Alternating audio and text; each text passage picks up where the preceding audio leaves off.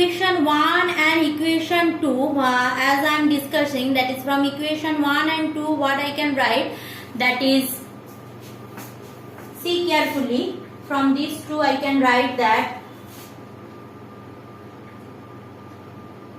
n a g equal to sin I by sin r.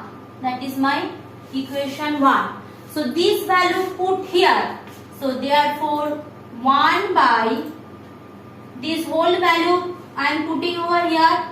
So sin I by sin r, that is equal to what? Already I am having this sin E by sin R1. Done. So if I rub this place, because I don't need it right now. So what I am having, sorry, this one is R1. It is also R1. Okay. So sin R1 by sin I equal to sin E by sin R1. Here that is equal to sin E by sin R1, and there also I am having sin I by sin R1. Okay, we have done some mistake. Wait, just give me a minute.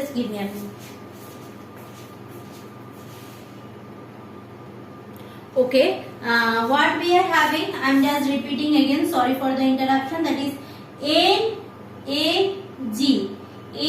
equal to sin I by sin R1.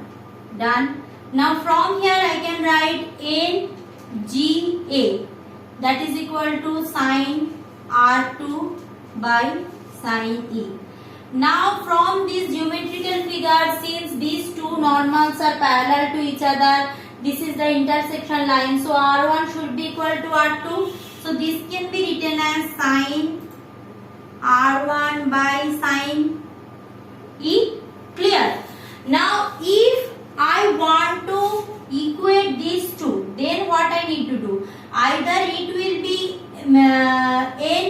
NGA or this will be NAG. So if I am doing this one as NAG, therefore NAG is equal to what? 1 by NGA.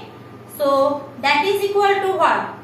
1 by sin R1 by sin E. So that is equal to sin E by sin R1. Sin E by sin R1.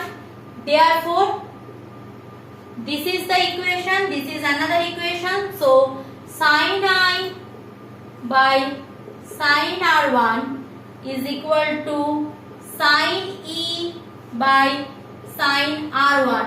So both the case this sin R1 will be cancelled out. So sin I by equal to sin E, which means angle of incidence is equal to angle of emergence. This is the first criteria.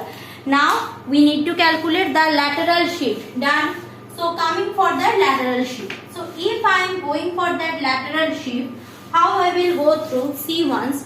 See from this diagram, what I can see, that this is a parallel glass slab. So what I can write, that AD equal to BC and also equal to Q, and suppose this one is N. So since this is a parallel glass slab, so I can write AD equal to BC, that is equal to QN. All are the parallel things, and from geometrical figure I can see that. Clear? No confusion. So therefore if this is my lateral shift, this is R1, I am taking this one as theta. Clear? I can take. Now tell me what will be my sin theta. Now if this is my theta, so sin theta means perpendicular by hypotenuse. Now see the triangle carefully, the triangle RMQ. So from the triangle RMQ, from the can write from the triangle RMQ, we can write that sine theta equal to perpendicular. Perpendicular is RM.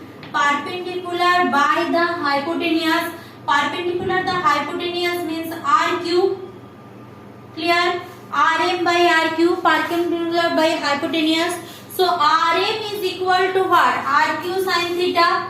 This RM is equal to what? RM equal to RQ sin theta, no confusion. Now when RM equal to RQ sin theta, theta equal to what? Theta equal to what? Theta is that angle of shift. So actually if there is no glass slab, so this red line will be my original things. So that, but there is a shift, means there is a shift has been done due to that angle of interference. So what I can write? I can write that theta plus R1 should be equal to I, because they are that opposite angle, because this I should be equal to this one. So what I can write, that theta plus R1 should be equal to I, or rather it can be written as that theta equal to I minus R1. Anything without any confusion, I can write any one. So theta value I know, so therefore RM, if I put here, so RM equal to RQ sin I minus R1. RQ sin I minus R1. Done. So up to that, no confusion we are having.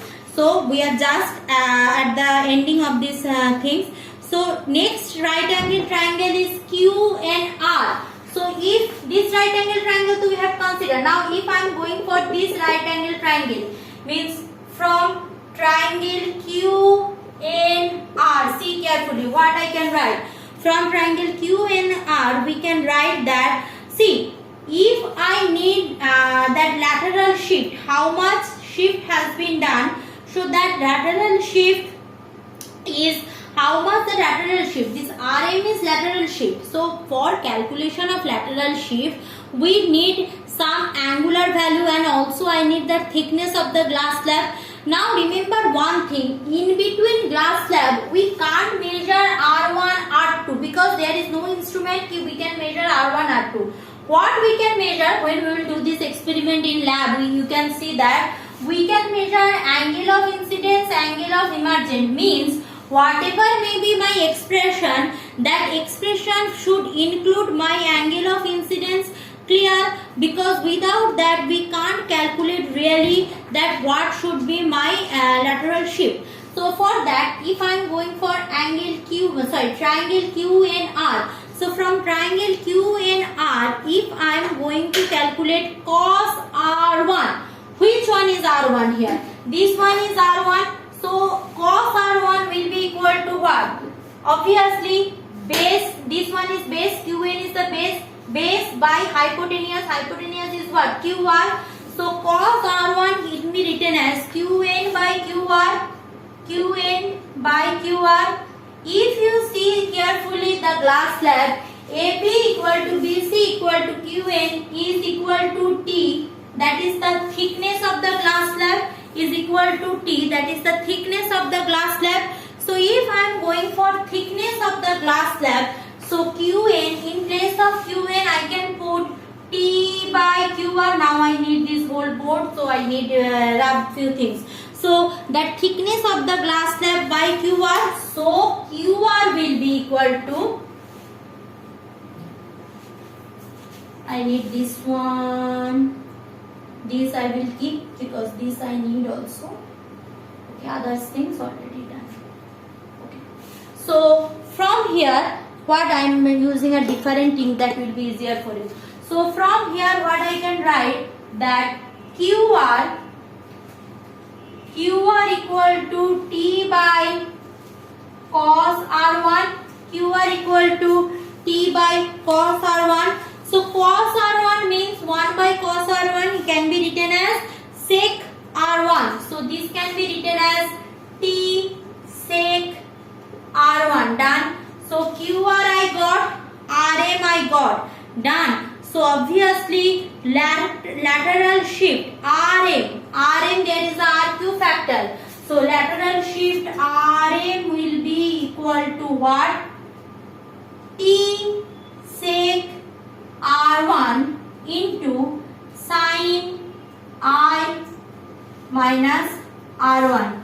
T sec R1 by sin I minus R1. So this is my lateral shift. So if I know I angle of incidence and if I know that what is my angle of refraction, so I can calculate how much lateral shift has been performed in between this. Clear class? So in my next class I will go through that next part of this chapter. Thank you.